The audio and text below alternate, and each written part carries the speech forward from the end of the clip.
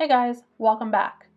Today I'm sharing with you something that I hope will become a series on my channel, and it's called Point of View.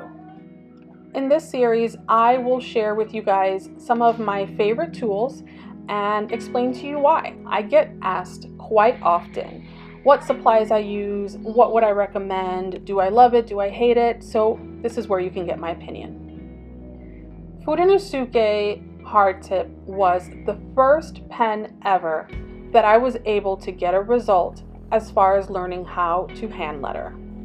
When you're hand lettering, it's important that you define the thick downstrokes and the thin upstrokes.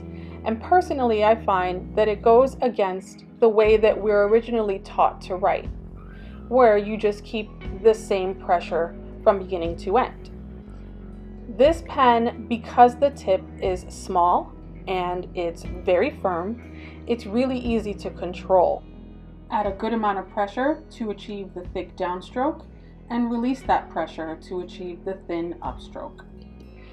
There's varying opinions. Some people prefer the soft and some people prefer the hard like I do. However, they're not that different. So if you have one or the other, you would probably have the same amount of success.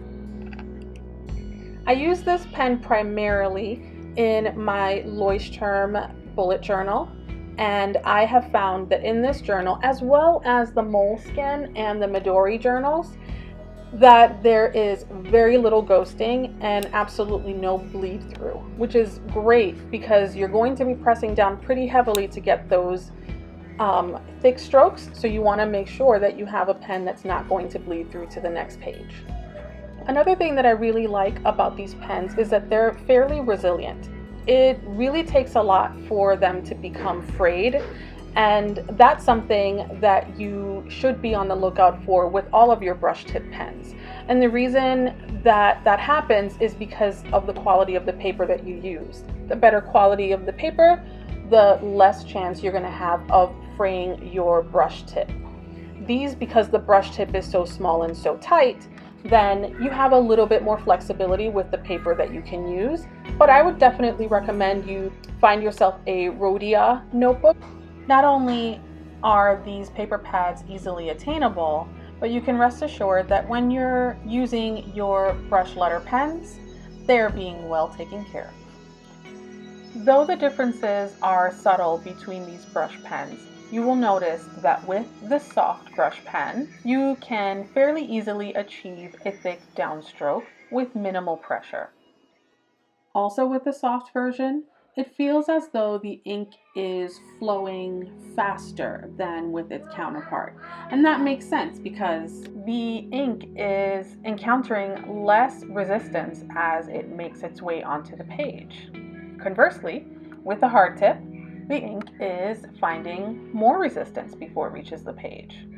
That said, both pens can produce gorgeous lettering and the same depth of pigmentation. The dual brush tip has my loyalty because I find it to be so convenient that I have two colors at my disposal and I only have to carry one pen. I don't know about you, but when I have a pen that has more than one side, I feel like I'm getting something for free, and that is never a bad thing. Being a dual tip is not the only thing that sets this pen apart from its two counterparts.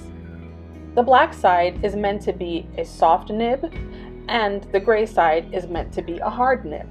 I personally find that the black is truly soft, but the gray, not so much. I would say that it's more in between the hard and the soft.